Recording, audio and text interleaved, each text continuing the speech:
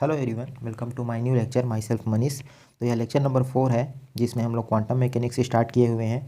जो lecture number 3 था उसमें हम लोग ने क्वांटम इफेक्ट को एक्सप्लेन किया हुआ है, ठीक है। और इस लेक्चर में क्या करेंगे, हम लोग जो डी ब्रोगली का जो डुअल नेचर वाला जो सिद्धांत था उसको एक्सप्लेन करेंगे, ठीक है। क्या होता है इसमें, कौन कौन सा फार्मूला आएंगे, उसका कथन क्या था, और उसमें जो फार्मूला आएंगे उससे हम लोग और अदर फार्मूला कैसे जनरेट कर सकते हैं वो सब यहाँ पे देखेंगे, ठीक है। ये इंपॉर्टेंट टॉपिक है और हो सकता है एग्ज़ाम में भी तुम्हारे ये आ जाए, ठीक है। तो अच्छे से समझना इसको और पूरा क्लियर हो जाए, पूरा क्लियर समझ में आ जाएगा।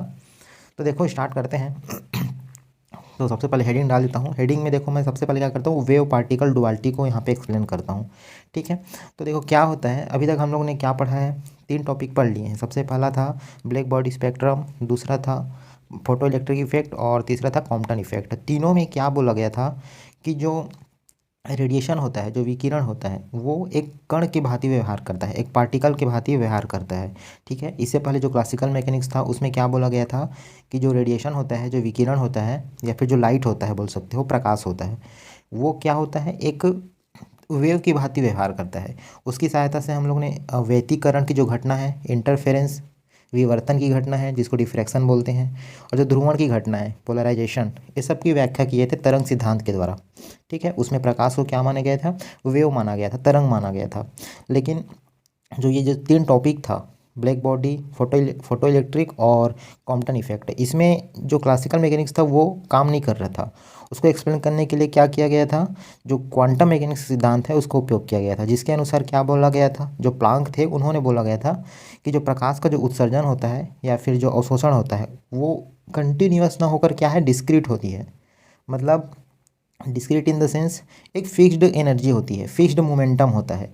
और जो लाइट है वो वेव की भांति व्यवहार न कर कर एक पार्टिकल के भांति व्यवहार करता है, ये बोला गया था।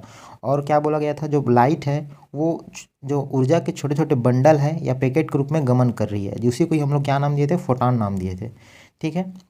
तो ये सबको समझने के लिए जो डी ब्रोगली है, एक साइंटिस्ट थे, ठीक है, विज्ञान लुइस डी ब्रोगली करके उनका नाम था पूरा। वो एक्चुअली में साइंस के नहीं थे, वो एक्चुअली में दूसरे बैकग्राउंड से थे, बट उन्होंने थोड़ा सा स्टडी किया और फिर उन्होंने अपना दिमाग लगाया और ये बोला कि देखो कई बार क्या हो रहा है, जो लाइट है वो अ, अपना पार्टिकल के भांति व्यवहार कर रहा है क्वांटम मैकेनिक्स में, ठीक है। और कई बार क्या हो रहा है, क्लासिकल मैकेनिक्स में जो एक्सप्लेन किया है वो भी तो गलत नहीं हो सकता, वो भी हम लोग एक्सप्लेन कर रहे हैं, ये भी गलत नहीं हो सकता। तो उन्होंने बोला कि ये जो लाइट है ये कई बार क्या होता है, पार्टिकल के भांति व्यवहार करता है, और कई बार क्या होता है, तरंग के भांति व्यवहार करता है। गलत कोई भी नहीं है, दोनों अलग अलग जगह में अलग अलग व्यवहार कर रहे हैं, ठीक है। और इसी को ही उन्होंने क्या बोला, जो डुअल नेचर होती है वो बोला। मतलब लाइट क्या है, एक डुअल नेचर शो करती है, ठीक है, द्वैती प्रकृति की होती है, ये बोला गया। जिसमें जो पार्टिकल है, मतलब कण है, वो कौन सा एक्सप्लेन किया, photo electric effect, Compton effect, black body spectrum, ये सबको एक्सप्लेन किया। और जो तरंग सिद्धांत है वो व्यतिकरण, विवर्तन, ध्रुवण, ये सबको एक्सप्लेन किया, ठीक है। वो क्लासिकल मैकेनिक्स में आ जाता है तरंग सिद्धांत, और ये जो है क्वांटम मैकेनिक्स में आ जाता है, ठीक है। तो ये पूरा कहानी था इसका। और उन्होंने क्या किया, उन्होंने ये बोला कि जैसे जैसे ये तुम लाइट के बारे में पढ़ रहे हो तो हमको ये पता चल रहा है कि ये कण की भांति व्यवहार करता है, कई बार तरंग की भांति व्यवहार करता है। तो ये जो सिर्फ लाइट बस में नहीं होता है, ये जितने भी पार्टिकल होते हैं, मैटर वेव होते हैं, मतलब मैटर होते हैं जो जो द्रव्यमान रखता है, ठीक है, जो गतिशील द्रव्य है, उस उसमें भी सेम ये कहानी होता है। उसमें भी कई बार वो कण की भांति व्यवहार करेगा, कई बार वेव की भांति व्यवहार करता है। न कि सिर्फ प्रकाश या रेडिएशन बस में, बल्कि जो मैटर होते हैं उसमें भी ये दोनों दोनों नियम जो है फॉलो होता है, कि कई बार कण की भांति व्यवहार करता है, कई बार कई बार वेव की भांति व्यवहार करता है, ठीक है। और उन्हीं उसी को ही एक्सप्लेन करने के लिए ना, मतलब मैटर वेव के लिए उन्होंने डी ब्रोगली ने एक फार्मूला दिया था। वो फार्मूला कौन सा था, ये पता होगा आप लोग को, लैम्डा इक्वल टू क्या होता है, H/P, ये वाला फार्मूला दिया था। अगर इस फार्मूला को तुम लोग ध्यान से देखोगे तो ये बात समझ में आएगा। एक साइड में क्या है, लैम्डा है, लैम्डा जो है ये तरंग को, मतलब तरंग नेचर को ये डिनोट कर रहा है, वेव नेचर को डिनोट कर रहे हैं मैटर का, ठीक है। हम लोग वेव के लिए ही तो तरंग दैर्ध्य और आवृत्ति, ठीक है, ये सब डिफाइन करते हैं ना। और दूसरा चीज़ क्या है, यहाँ पे मोमेंटम है राइट हैंड साइड में। मोमेंटम क्या होता है, m/v होता है। तो ये दोनों जो चीज़ है ये क्या डिनोट कर रहा है, ये कण की भांति व्यवहार कर रहे हैं, कण इन द सेंस पार्टिकल की भांति व्यवहार कर रहा है। समझ में आया। तो डी ब्रॉगली ने अपना एक फार्मूला दिया था lambda equal to H upon P करके। ये कहाँ से आया, कैसे ओरिजिन हुआ, इसका भी देखेंगे आगे में, अभी बस थोड़ा समझो इसको। तो ये जो रिलेशन है ना, ये क्या डिनोट करता है कि जो मैटर होते हैं, मैटर मतलब द्रव्य, ठीक है, जो स्पेस घेरता है, ऐसे हम लोग पढ़े थे ना छोटी कक्षाओं में, जो द्रव्यमान, जिसका पास द्रव्यमान होता है, जो स्थान घेरता हो, वो क्या कहलाता है, मैटर कहलाता है, ठीक है। तो वही चीज़ जो है, मैटर जो है वो कई बार तरंग की भांति व्यवहार करता है और कई बार कण की भांति व्यवहार करता है। ये बात उन्होंने बोला था। रेडिएशन के लिए नहीं, रेडिएशन के लिए तो मतलब प्रूफ हो चुका था। रेडिएशन क्या करता है, चलो एक बार थोड़ा सा बता देता हूँ। रेडिएशन दो तरीके से व्यवहार करेगा, पहले तरंग के भांति व्यवहार करता है, कण के भांति व्यवहार करता है। तरंग के भांति इन द सेंस वेव, जिसको हम लोग किससे प्रूफ किए थे, जो क्लासिकल मैकेनिक्स मेथड था उससे। क्लासिकल मैकेनिक्स में डिफ्रैक्शन, ठीक है, डिफ्रैक्शन हो गया, इंटरफेरेंस हो गया, और जो पोलराइजेशन हो गया। ये जो तीन जो इंसिडेंट हुए थे ना, ये इसमें ये प्रूफ हुआ था कि जो रेडिएशन है वो वेव की भांति व्यवहार करता है। और कई बार ये वेव के लिए क्लासिकल मैकेनिक्स मेथड हो गया, लेकिन अभी हम लोग अभी भी क्या प्रूफ किए कि जो रेडिएशन होता है वो पार्टिकल की भांति भी व्यवहार करता है, जो कि हम लोग क्वांटम मैकेनिक्स में प्रूफ किए, जिसमें हम लोग ब्लैक बॉडी स्पेक्ट्रम पढ़े, इसमें हम लोग देखे थे। दूसरा फोटो इलेक्ट्रिक इफेक्ट में अभी एक्सप्लेन किया था, उसमें भी यही हुआ था, ठीक है, फोटो इलेक्ट्रिक इफेक्ट। और अभी अभी लास्ट में हम लोग पढ़े थे कॉम्पटन इफेक्ट। तो ये तीनों में क्या प्रूफ हुआ था कि जो रेडिएशन होता है वो पार्टिकल की भांति व्यवहार करता है। तो ये भी गलत नहीं हो सकता, ये भी गलत नहीं हो सकता, लेकिन दोनों क्या है, एक साथ एक बार में नहीं आ सकते। कई बार रेडिएशन वेव की भांति व्यवहार करेगा, कई बार रेडिएशन जो पार्टिकल की भांति व्यवहार करता है। तो सेम ये जो घटना है ना, ये तुम्हारे मैटर के साथ भी होती है। कई बार तरंग की भांति व्यवहार करेगा, कई बार कण की भांति व्यवहार करेगा। और इसी को ही ये एक्सप्लेन करने के लिए एक फार्मूला दिया था डी ब्रॉगली ने, ठीक है, लुइस डी ब्रॉगली ने सन 1924 के आसपास दिया था। मतलब ये सब जो घटना हुआ था ना, ये सब एक्सप्लेन हो चुका था, उसके बाद ही उसने दिया था। तो कौन सा फार्मूला दिया था, lambda equal to H upon P. समझ में आया। अब बात करते हैं, यहाँ तक तो मेरे ख्याल से समझ में आ गया होगा, थोड़ा बहुत इतना स्टोरी पहले से पता रहा होगा। अब हम लोग क्या करेंगे, ये जो फार्मूला है ना, कहाँ से आया, इसको जनरेट करेंगे, ठीक है। तो सबसे पहले यहाँ पे मैं लिख देता हूँ डी ब्रॉगली, हिंदी में लिख देता हूँ, डी ब्रॉगली तरंग दैर्ध्य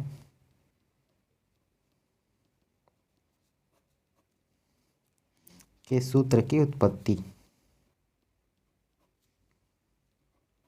देखो एकदम इजी सा है, ठीक है। क्या बार 2 नंबर, क्या बात है, ये 2 नंबर में भी पूछ लेता है कई बार, और यदि पूरा पूरा 6 नंबर या 4 नंबर में आएगा ना, तो पूरा आपको जो यहाँ पे बताया उसको एक्सप्लेन करना पड़ेगा कि एक्चुअली में डी ब्रॉगली है क्या, क्यों, क्या ये फार्मूला है, किसके बीच में रिलेशन दिखाता है, इसको बताना पड़ेगा, और कैसे उत्पत्ति हुआ है उसको भी तुमको निकाल के बताना पड़ेगा। साथ में जो यहाँ पे फार्मूला आएगा, इससे और बहुत सारे फार्मूला बन सकते हैं, वो सब फार्मूला को तुमको यहाँ पे बताना पड़ेगा, ठीक है। तो देखो एकदम ईजी सा यहाँ पे तुम लोग को पता है, मैं पहले बता चुका हूँ जी, क्वांटम मैकेनिक्स में हम लोग किसको बेस लेके चले थे, जो प्लांक ने बताया था कि जो एनर्जी है वो क्या है, या फिर जो लाइट है वो क्या है, एक ऊर्जा के छोटे छोटे बंडलों या पैकेट के रूप में चलती है, ठीक है, जिसकी एनर्जी क्या होती है, ई बराबर एच न्यू होती है। बताया था ये न्यू क्या है यहाँ पे, वो जो लाइट है या फिर जो रेडिएशन है उसका क्या है यहाँ पे, फ्रीक्वेंसी है। एच क्या है, प्लांक नीतांक है, ठीक है, प्लांक कांस्टेंट। तो ये बताया था, और वो साथ में बताया था कि मोमेंटम क्या होती है, तो मोमेंटम को मैं बताया था कि एच न्यू अपान सी होती है। तो ये बात पहले से पता है, तो इसी का ही हम लोग यहाँ पे यूज़ करने वाले हैं, ठीक है। यहाँ पे लिख सकते हो, चूँकि ई बराबर क्या है, एच न्यू है, ठीक है। मैं थ्योरी यहाँ पे नहीं बता रहा हूँ, यहाँ पे चाहो तो तुम लोग थ्योरी लिख सकते हो कि माना कोई एक प्रकाश है जिसकी आवृत्ति न्यू है, ठीक है, अतः प्लांक के नियम से ई बराबर एच न्यू, ऐसे करके पूरा लिख सकते हो। तो इसको हम लोग क्या करते हैं, समीकरण नंबर 1 दे दो। उसके बाद तुम लोग को ये भी रिलेशन पता होगा, आइंस्टीन के जो द्रव्यमान ऊर्जा तुल्यता समीकरण है, आइंस्टीन के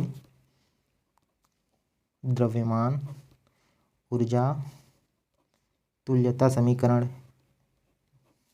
ठीक है, वेल नोन समीकरण है, तुमको पता हो क्या होता है, ई बराबर एम सी स्क्वायर, ये होता है। इसको समीकरण नंबर 2 दे दो। तो ये भी एनर्जी को डिनोट कर रहा है, ये भी एनर्जी को डिनोट कर रहा है, तो मैं समीकरण 1 और 2 से क्या कर सकता हूँ, दोनों को बराबर लिख सकता हूँ, ठीक है। तो यहाँ पे लिख सकते हो समीकरण 1 व 2 से क्या हो जाएगा, H nu equal to M C square, ठीक है। देखो अभी अब क्या हो जाएगा, H nu equal to M C square है, यहाँ से मैं एम का वैल्यू निकाल सकता हूँ, तो एम का वैल्यू क्या हो जाएगा बताओ, एच न्यू अपान सी स्क्वायर, ठीक है। यहाँ तक समझ में आ गया। अब तुमको मोमेंटम निकालना है, संवेग, ठीक है। क्योंकि हम लोग क्या कर रहे हैं, डी ब्रॉगली की तरंग दैर्घ्य का जो सूत्र की उत्पत्ति है उसको पढ़ रहे हैं, ठीक है। मतलब lambda equal to H upon P निकालना है। तो यहाँ पे क्या है, पी क्या संवेग ही है ना, तो संवेग सीधे सीधे सीधे संवेग निकाल लेते हैं, फिर पूरा फार्मूला आ जाएगा। देखना संवेग क्या हो जाता है, पी बराबर एम इंटू वी। बट यहाँ पे हम लोग बात करेंगे रिलेटिविस्टिक के लिए, रिलेटिविस्टिक पार्टिकल के लिए। क्या होता है रिलेटिविस्टिक पार्टिकल, जब कोई पार्टिकल है जो वेलोसिटी ऑफ लाइट के स्पीड से मूव करे, मतलब जो v है वो c के बराबर हो जाए, ठीक है, उसको हम लोग क्या बोलते हैं, रिलेटिविस्टिक पार्टिकल। तो ये जो फार्मूला है ना, रिलेटिविस्टिक पार्टिकल के लिए दिया गया था। तो यहाँ पे मैं क्या लिख सकता हूँ, M V equal to M V की जगह में क्या हो जाएगा, c हो जाएगा। तो मोमेंटम के मैं क्या लिख सकता हूँ, p equal to M C, ठीक है। अब यहाँ पे हम लोग क्या कर देंगे, m का वैल्यू पुट कर देंगे। यहाँ पे हमारे पास आ चुका है m का वैल्यू, तो h न्यू अपान सी स्क्वायर, और इधर क्या है c है, एक सी और एक सी कट जाएगा, क्या बचेगा, एच न्यू अपान सी। यहाँ तक समझ में आया। तो देखो यहाँ पे क्या हो जाएगा, P इक्वल टू क्या आ गया, एच न्यू अपान सी। और तुमको ये भी पता है कि C बराबर क्या होता है, न्यू लैम्डा, ये फार्मूला पता है। यहाँ पे पुट कर दो तो क्या हो जाएगा, P equal to H nu lambda, ठीक है। ये न्यू न्यू कट जाएगा तो क्या आ गया, एच अपान लैम्डा। यही हमारा क्या था, डी ब्रॉगली का जो तरंग दैर्घ्य का जो सूत्र था, ठीक है। P equal to H upon lambda, या फिर इसको क्या लिख सकते हो, lambda equal to H upon P. तो ये हमारा मेन फार्मूला आ गया, ठीक है। समीकरण नंबर कौन सा हो जाएगा, ये थर्ड नंबर।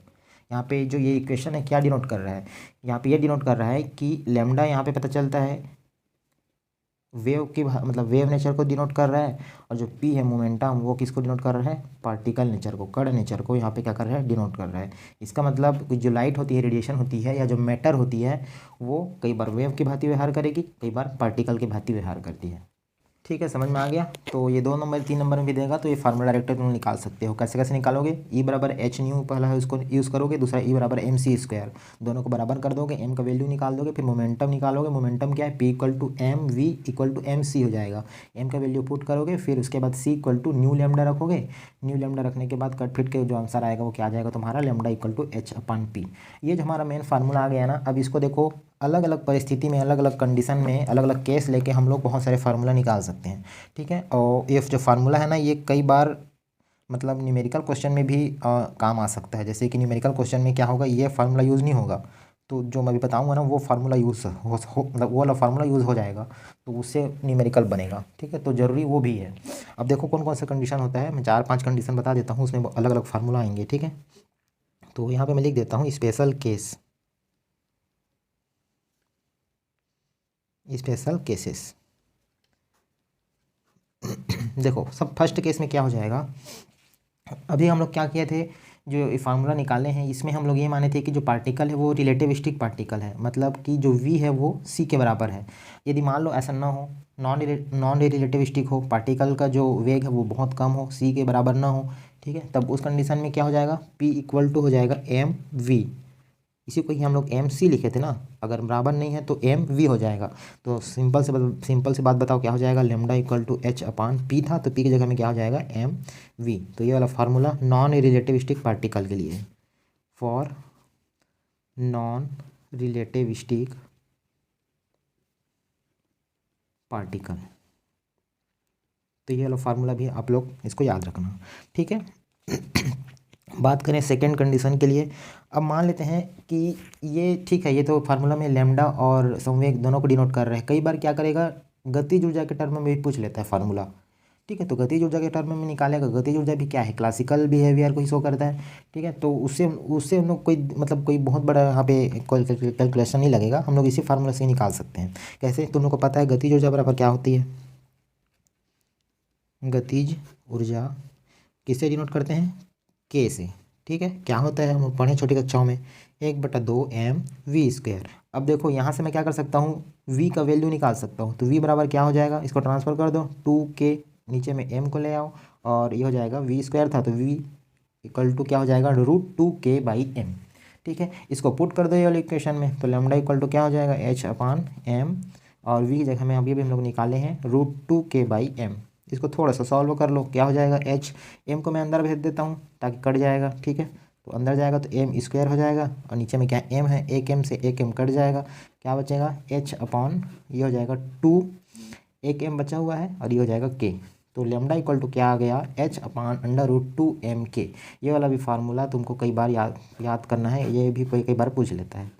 ठीक है, डायरेक्ट याद करो, पी मतलब ऐसे याद करो, पी की जगह में क्या पुट करना है, सीधा सीधा √2m k।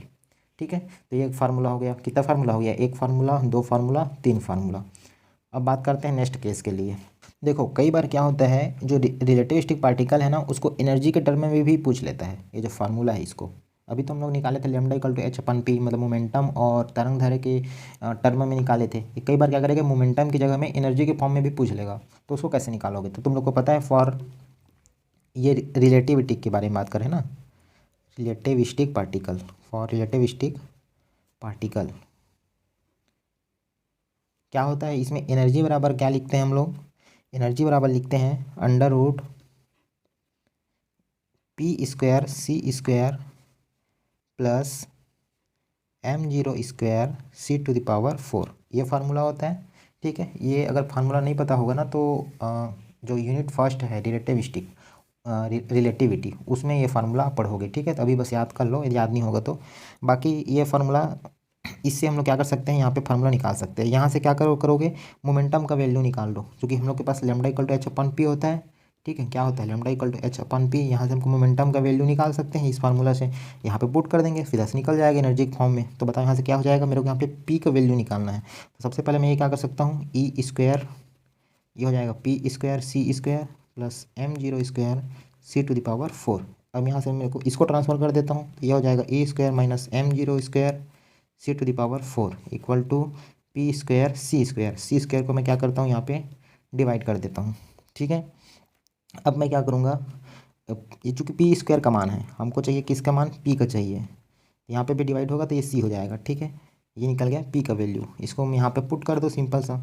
ये हो जाएगा लेमडा इक्वल टू h/, क्या हो जाएगा ये, √e² माइनस m0²c⁴, और अपान में c था तो c क्या हो जाएगा, ऊपर चले जाएगा। ये एक और फार्मूला आ गया एनर्जी के टर्म में फॉर रिलेटिविस्टिक पार्टिकल।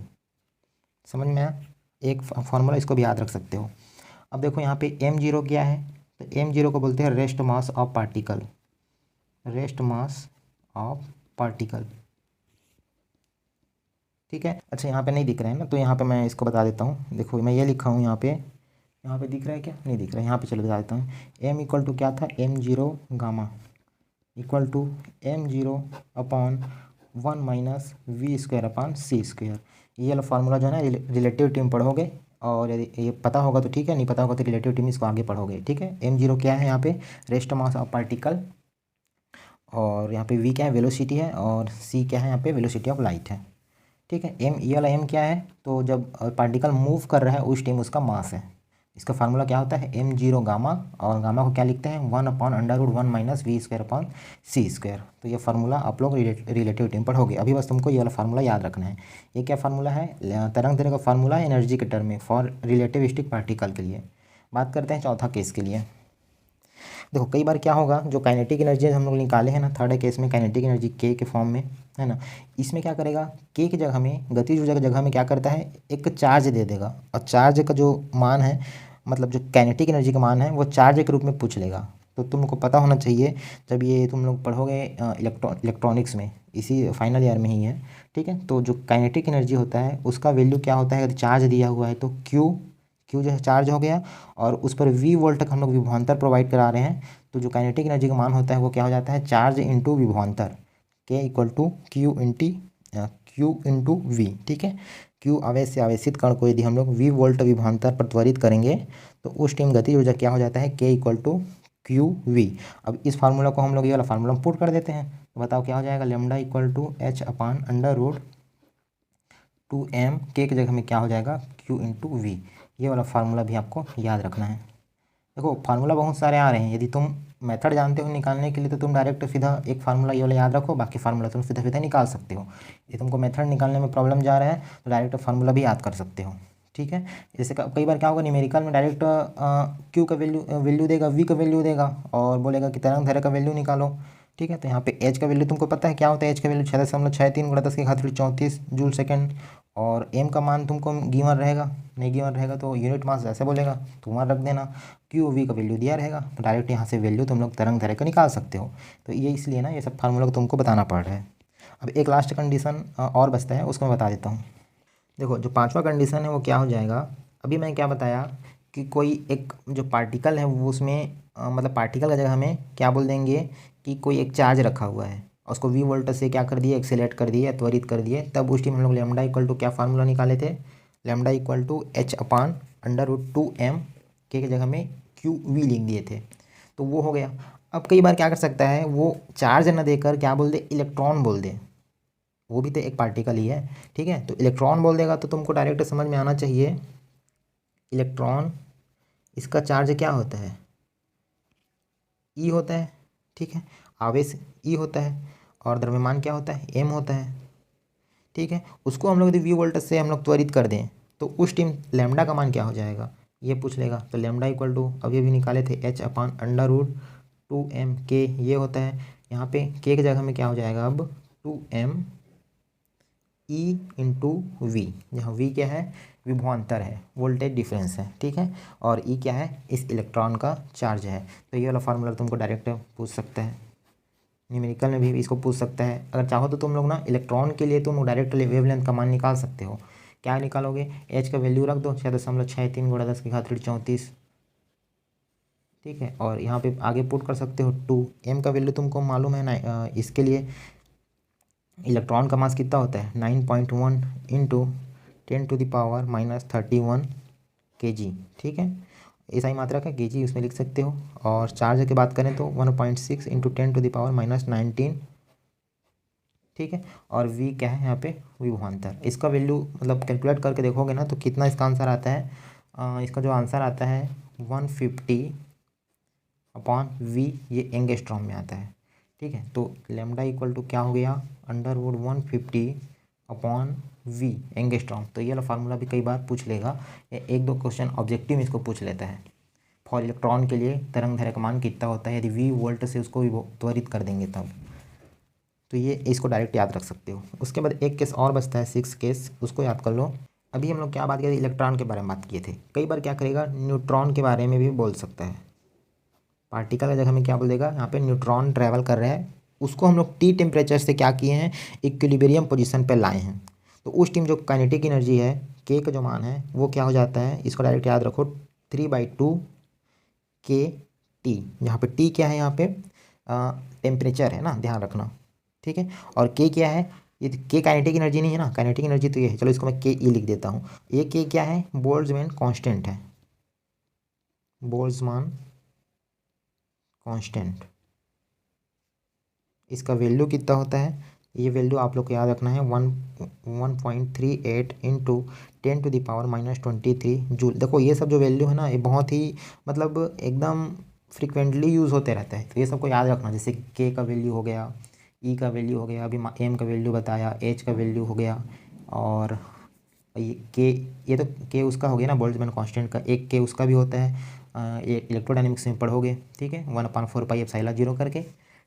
ये सब का वैल्यू तुमको डायरेक्ट याद होना चाहिए, क्योंकि ये बार बार पूछता है। सी का वैल्यू तुमको याद होना चाहिए। ठीक है, और बहुत सारे फार्मूला हैं, तो मेन जो फार्मूला है, जो कांस्टेंट है, उसका वैल्यू तुमको याद रहना चाहिए। ठीक है, तो यहाँ पे क्या हो जाएगा कि काइनेटिक एनर्जी का मान 3/2 kT हो गया।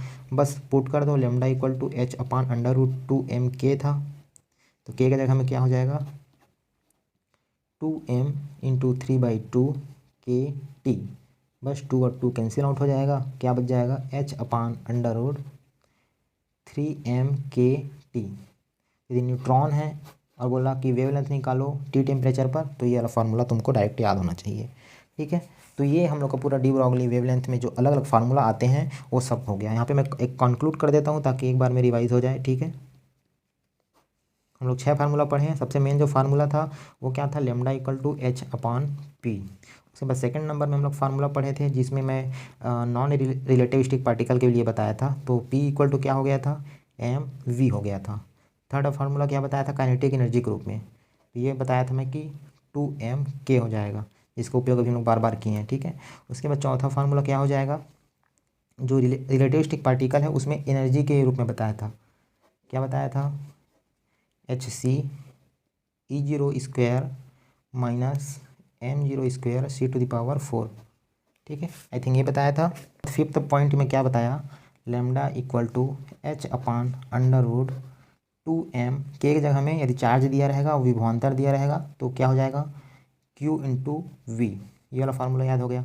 उसके बाद यदि चार्ज की जगह में डायरेक्ट इलेक्ट्रॉन बोल दे तो वो भी तो एक चार्ज पार्टिकल है जिसका आवेश क्या होता है? E होता है। ठीक है, तो उसमें क्या हो जाएगा? 2m E/v। इसका एक और फार्मूला होता है जिसको डायरेक्ट तुम लोग याद रख सकते हो, 150/v, ये एंगस्ट्रॉम। ठीक है, उसके बाद एक लास्ट को जो फार्मूला था वो न्यूट्रॉन के लिए बताया था, उसको टी टेम्परेचर से इक्विलिब्रियम पोजीशन पर मैं रखूँगा तो उसमें काइनेटिक एनर्जी क्या हो जाएगा? 3/2 kT। अभी भी बताया मैं। ठीक है, तो इसके लिए लैम्डा का फार्मूला क्या हो जाएगा? h/√3m kT। समझ में आया? तो इतना जो फार्मूला है तुमको डायरेक्ट याद होना चाहिए। अगर तुमको न्यूमेरिकल सॉल्व करना है ना, इतना फार्मूला पता है तो A to Z इस डी ब्रॉगली वेवलेंथ का पूरा क्वेश्चन बन जाएगा। ठीक है, तो ये पूरा हो गया तुम्हारा डी ब्रॉगली वेवलेंथ। अब देखो इसमें एक छोटा सा पॉइंट और आता है जिसको बोलते हैं बोर कॉम्प्लीमेंट्री प्रिंसिपल। क्या होता है? देखो थोड़ा सा एक लाइन का है ये, बोर का पूरकता सिद्धांत जिसको हिंदी में बोलते हैं। ठीक है, ये बोलता है कि इसके अनुसार कि जो तरंग और कण की भांति है वो एक दूसरे के पूरक होते हैं। कोई भी जो मैटर वेव है वो कण की भांति व्यवहार करता है और तरंग की भांति व्यवहार करता है, तो वो एक दूसरे को पूरक होते हैं, कॉम्प्लीमेंट करते हैं। इसका मतलब क्या है कि ये क्या बोलता है कि जो रेडिएशन है या फिर जो मैटर है वो एक ही टाइम पर दोनों को नहीं डिनोट करेगा। वो कई बार तो कण को डिनोट करेगा या तो कई बार क्या करेगा? वेव को शो करेगा। एक ही टाइम में, एक ही साथ, एक ही एक्सपेरिमेंट में दोनों को कभी वो मतलब दोनों को शो नहीं करेगा। या तो वो पार्टिकल नेचर को डिनोट करेगा, पार्टिकल नेचर को शो करेगा, या फिर क्या करेगा? वेव नेचर को डिनोट करेगा या वेव नेचर को शो करेगा। एक ही साथ दोनों नहीं हो सकता। इसी को ही बोलते हैं बोर्स कॉम्प्लीमेंट्री प्रिंसिपल या फिर बोर का पूरकता सिद्धांत। इसको प्रूफ करने के लिए ना और बहुत सारे एक्सपेरिमेंट किए गए थे जो कि हमारे इंपॉर्टेंट नहीं है, हमारे काम का नहीं है वो। तो ये बस कई बार पूछ लेता है 1 या 2 नंबर में, क्या होता है बोर का पूरकता सिद्धांत या बोर्स कॉम्प्लीमेंट्री प्रिंसिपल। तो इसको बता सकते हो कि कई बार क्या होगा, वो कण की भांति व्यवहार करेगा, कई बार वो वेव की भांति व्यवहार करेगा। दोनों एक साथ कभी नहीं हो सकता। ठीक है, तो ये पूरा टॉपिक कंप्लीट हो गया। छोटा सा ही टॉपिक है ये, मेन फार्मूला इसमें निकालना था और एक्सप्लेन करना था। तो यदि आपको समझ में आया होगा, पसंद आया होगा लेक्चर, तो वीडियो को लाइक शेयर और सब्सक्राइब जरूर करना। इसके बाद जो नेक्स्ट टॉपिक रहेगा ना उसमें हम लोग क्या करेंगे, इसी में ही हम लोग नेक्स्ट टॉपिक पढ़ेंगे group velocity and phase velocity. वो भी इंपॉर्टेंट है, उसमें भी फार्मूला बहुत सारे बनते हैं, उसको आपको याद करना है। ठीक है, कैसे आएगा क्या आएगा वो उसको मेरी जिम्मेदारी है, मैं बता दूंगा उसको। तो वीडियो पसंद आया होगा तो लाइक शेयर सब्सक्राइब जरूर करना, और कुछ समझ में नहीं आया होगा तो कमेंट बॉक्स में बताना। मिलेंगे फिर नेक्स्ट लेक्चर में। Thank you, bye bye.